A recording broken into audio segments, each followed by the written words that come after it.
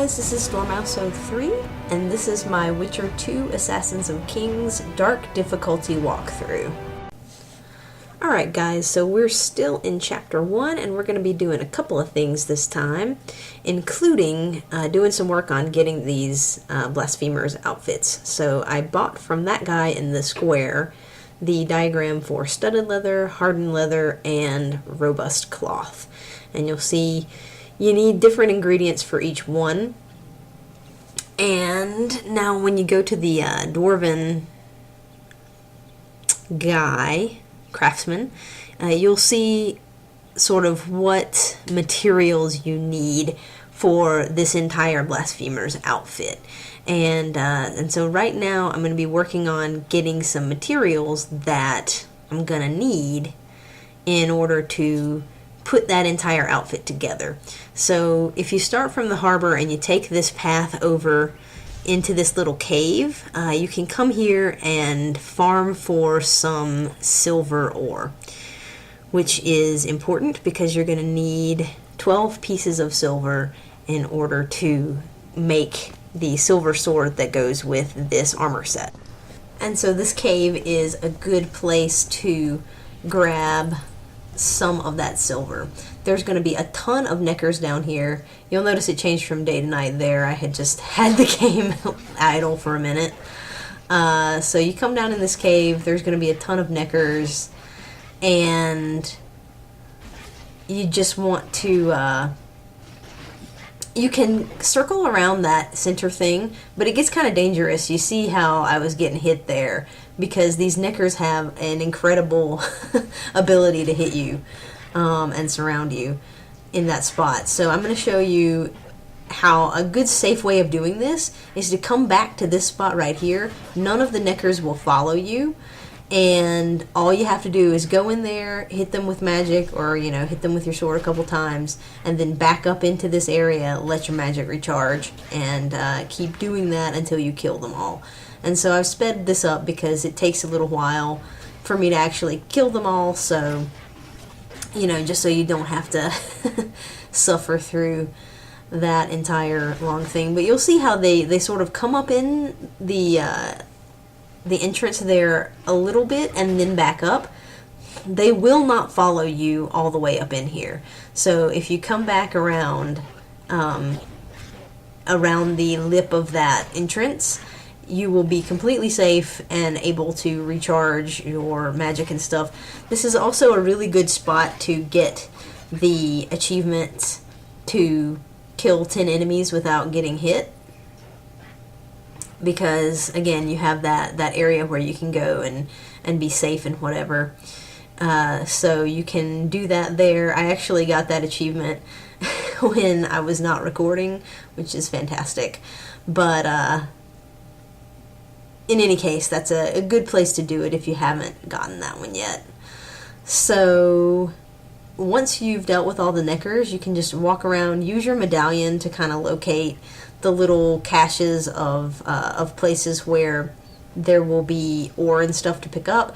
You'll get a ton of iron ore, which is, okay, because you're going to need iron ore, 16 pieces of iron ore in order to make the steel and silver swords. But the most important thing is hopefully you'll randomly get several pieces of the silver ore as well. And so you'll see me now coming back into town once you've looted all that, and you want to make as much of these things that you can make. You'll see I'm making some robust cloth right now. You want to take all of the items that you have stored up so far, all of your leather and cloth and oil and twine and all that stuff, and start making as much of the studded leather, hardened leather, and robust cloth that you can. And then once you run out of crafting materials, I would recommend that you just go and start buying the rest. And then what you're going to want to do is start making this armor set. So you want to wait until you have enough materials to be able to do this, and I'll go ahead and tell you all of the stuff that you need right now. You're going to need about 2,500 orens in order to buy all of the diagrams and then pay to have them all crafted. And so that's the base amount that you need, but you need to have that in addition to all of these other crafting items. You need to have the 5 of the Endrega hides, 2 of the Endrega vitums, 8 necker claws, 9 necker teeth, 4 amethyst dusts, 5 diamond dusts, 5 timbers, 5 twine, 2 yellow meteorite ore, 16 iron ore, 12 silver ore, 16 hardened leather, 20 robust cloth, and 20 studded leather. And so you'll likely be able to find all of that stuff, except for some of the silver ore you'll probably need to buy, and some of the hardened leather and studded leather you'll probably need to buy. You will likely have enough crafting items to make all 20 of those robust cloths, and you will be able to make some of the hardened leathers, and then I would recommend you buy more hardened leather if you need it, and buy the studded leathers as you need those, because it just takes a little bit to craft. It costs more money essentially to buy the items to craft the hardened and studded leather if you haven't already found them than it does to just buy it outright. So keep that in mind. At this point I had all of the crafting items. I just didn't have quite enough money to make everything, but I was able to make the full set of armor, which is great because that gives you some really good perks as far as damage resistance and magic increase and all of that good stuff. I went ahead and threw a Dwarven enhancement on there to increase my armor, and now I'm going to head out and do another side quest to, gain some levels, make some money, be able to sell some crafting things in order to buy the 2 swords that I want to complete this outfit. So I would definitely prioritize the armor first, because if you get the swords and you don't have the armor, each of the swords, when you pull it out to use it, is going to start slowly draining your health. And that can be really bad in situations where you are in a tight spot, or you get hit a little bit and then all of a sudden you're dying because the last little bit of your health is being drained away by the swords. So you want to have the complete armor set before you craft the swords. So in any case, when you come up to this area right here, you will start this In the Claws of Madness quest once you talk to that guy. Remember, the way that we triggered this quest was to go talk to Cedric and ask about Witcher's work, and he'll tell you about this asylum that existed and has, been having some problems, and these 2 fellows who are over there. And so then after you go up and talk to the guy here, you'll have those crazed neckers that attack you, so you want to take care of them. They can be pretty unpleasant. And then you want to just move past him and head on into the ruins after you've finished looting the corpses and everything. So here we go, heading on toward these ruins. There are some traps around here, so again, they don't do too much damage to you, but if you want to not get hurt in them, you can disarm them if you like. Pick up that little place of power right there. And there are, I believe, some more neckers around here. Yeah, here we go. So before you make it to the entrance, there will be a couple more neckers that you want to take care of. Use your magic. They're nothing too bad. And so once you take care of them, you can head on down the stairs here and into the ruins. And I'll go ahead and tell you, you could come do this quest much earlier than this. And the reason why I did not is because what I really wanted was to have the full set of armor and weapons and, be really stocked for this fight here. But I wanted to make sure I at least had the armor And so I was able to get the full set of armor before coming down here, which, you know, made me feel like I was a little bit better protected and in better shape to go about this little side quest here, because you're going to be fighting wraiths, and that's an enemy that you haven't yet seen in this game, and they put you in really tight quarters with them, as you'll see in just a moment here. And the fights can be really just terrible. They can kill you so quickly. So you want to be making sure that you make saves in here and set yourself up for a good fight. So this room can be pretty tricky. What you want to do is make sure that you have your traps, and this is one of the only spots in the game that I will ever use a trap, actually. But you want to make sure that you have these traps that you have at the beginning of the game. And I'm going to put one down just sort of right in this corner here, in the sort of left hand corner of the room, right there. And then if you move directly across from it, I'm going to put down an Erden trap, a magic trap. And so you want to make sure you have that set up before you head over to this chest and pick out the information that's there. So I'm going to put on Kin, I believe, here. And you see the wraiths spawn in, and the one is trapped in the magic trap there. And the other trap helped take some health off of this wraith right there. And if you are quick enough, you can get that one wraith killed before the other one comes out of your magic trap, which is great.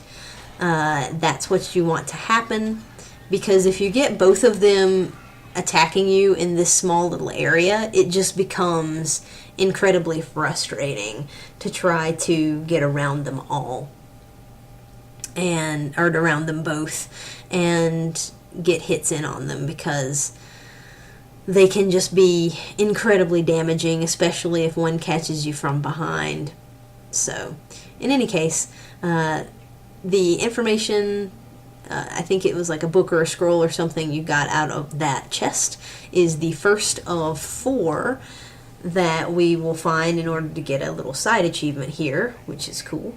And you had to get that one in order to trigger those wraiths to come out and defeat them in order to progress with the area.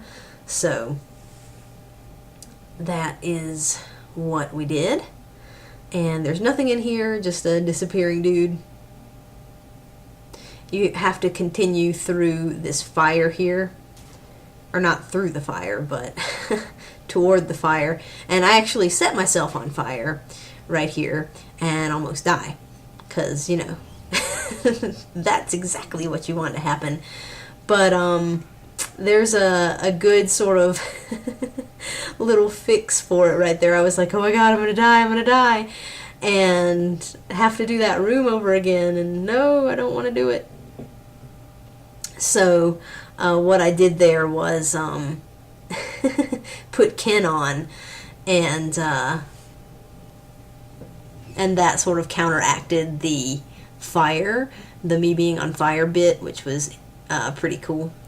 And then I just waited there, and I cut that out. I waited for my health to recharge, because you don't want to go into any of these fights with the wraiths. I knew once you drop down here there's going to be 2 more of them, and you want to just start going to town on one of them and try to get one of them dead as quickly as possible. Like, as soon as you drop down, there should be immediately one kind of in front of you, like there was, and you just want to start hitting it and hitting it and hitting it and not letting up until it's dead. Because once you get one of them dead, and there's the second chest, by the way. Once you get one of the wraiths dead, then the second one becomes much, much easier to take care of. But when you have 2 of them, again, in such a small little space, they can really put some hurting on you. So, in any case, if you see some cuts from where, I had low health to where I have full health. That's just because I sat there and waited for it to recharge, and I didn't feel like there was any need for you guys to, sit there and watch my health recharge. So, moving along, we have from that chest that I pointed out a second ago, the second piece of information, and that one is missable.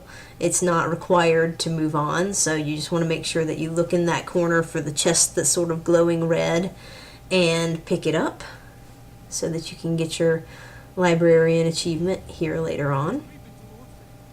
And then we're just going to move forward. Keep kin on. There will be a couple more wraiths that attack you. It's not going to happen though until after you speak to this guy. You're going to talk to him for a second. It, does a little bit more exposition. He's a little bit crazy, and he wants you to get a potion for him. So, it's not in this area with all these cells. I, for whatever reason, thought that there might have been some herbs in there, but there wasn't. So there's no reason for you to go there. So there's a little room over here to the side, and you'll see that once you step in here, it spawns these wraiths in, and my kin happened to run out exactly at that moment, which was fantastic. So there will be that wraith that spawns in once you walk toward the door there, and I believe that there's a second wraith that spawns in as well, but you want to go in this little side room and pick up the hospital files from the chest right there. And then, when you come back out, there's another wraith hanging around that you just want to destroy. And then pick up the item that's glowing right here for the NPC that wants it. And so you're going to go back and have a little chat with him where you give that to him. I think he was injured or something, and he needed you to find him some kind of potion or whatnot.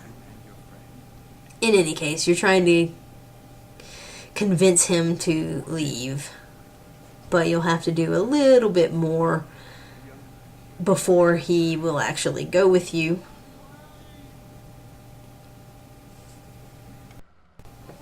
And so once you get done talking to him, you're going to follow this ghost one more time into a lovely burning room. So you're going to head on right down here.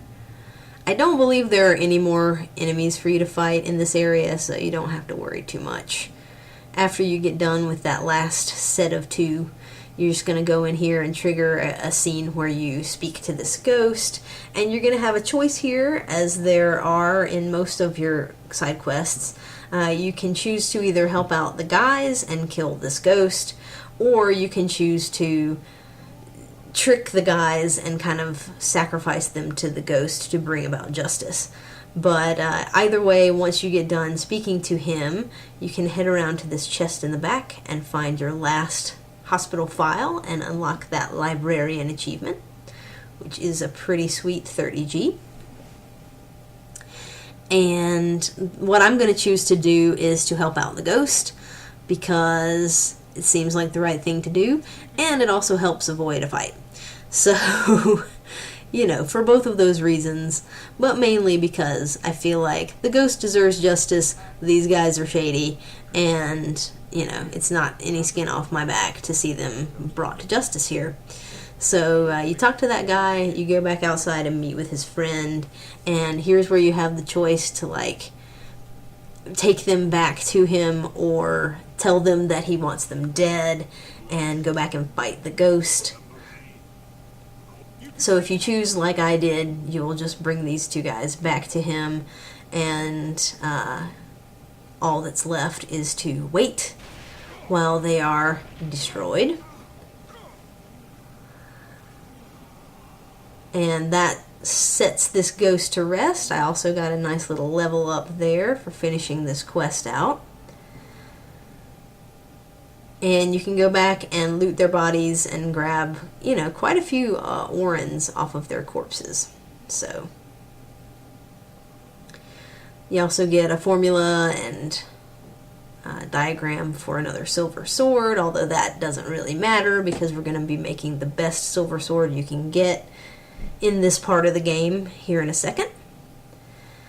So we're going to level up here real quick, and again I'm going to be going to the magic section here, the magic path, and I'm going to go ahead and upgrade my kin, which will allow me to take a little bit more damage. There are definitely, you know, other things that can be useful in here, but I'm going to be going sort of up the middle at first. So at this point I have enough money in order to make the last two swords, so I'm going to go ahead and make the ultimatum, the steel sword, first. I don't have quite enough to make both of them, but a little trick you can do is once you make one, you can go in, equip it, sell the other sword that you had, and also sell the diagram that you used to make it, because you're obviously not going to be making two of the sets of armor and swords and things. That would take a ridiculous amount of money and items, so you can go in and sell that and have enough to buy and create your silver sword to finish out the set. So you now have the most powerful set of swords in the game at this point, and are really set up for the rest of this chapter and for chapter 2, at least the first part of it, until we get the next set of armor and weapons, which is great. So thanks for watching, guys. I will see you in the next video.